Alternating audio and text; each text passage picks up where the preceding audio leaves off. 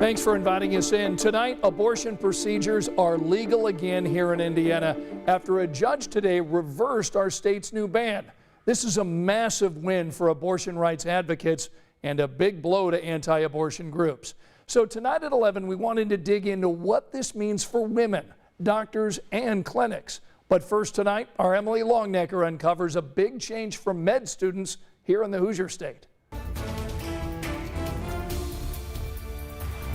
When the abortion ban went into effect last week, it meant IU School of Medicine residents studying to be OBGYNs could no longer receive training in Indiana on how to perform abortions, training that was part of the normal curriculum.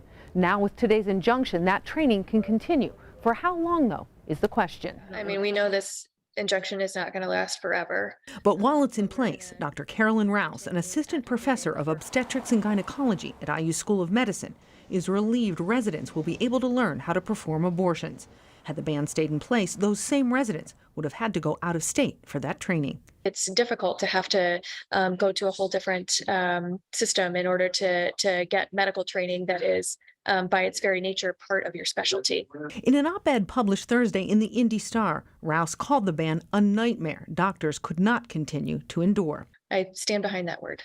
Rouse co-authored the editorial with Dr. Caitlin Bernard, the IU physician who performed an abortion earlier this summer on a 10-year-old rape victim from Ohio who came to Indiana for the procedure when a trigger ban went into effect in her home state after the Supreme Court overturned Roe v. Wade. The editorial issued a clarion call to Hoosier voters with the midterm elections quickly approaching. It asked readers to think about the lawmakers making what they called life and death decisions and then ask themselves if this is the new reality they wanted. People can make their opinions known by voting for candidates who support the things that they believe in. And I think that is so important to be aware and be involved and use your voice. Of course, we know this is far from over. The Attorney General has said he'll appeal. This order right now prevents the state from enforcing the ban. That's pending a trial on the merits of the lawsuit. Anti-abortion activists are concerned about the impact on dozens of unborn babies across the state. What's happening now is every day that goes by is a day when lives are lost in Indiana, and that's something that is just a real tragedy here.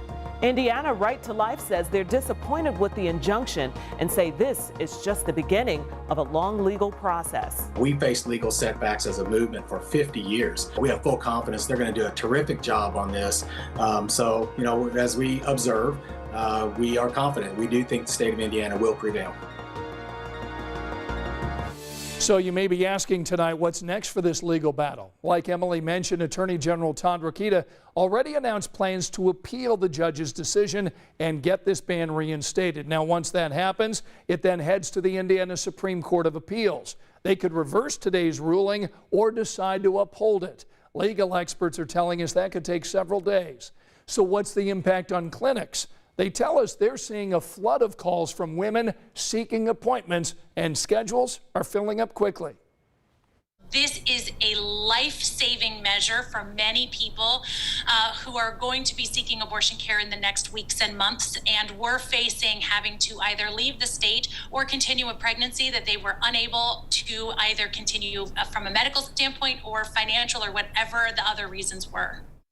Planned Parenthood also told us today they plan to resume abortion care here in Indiana immediately.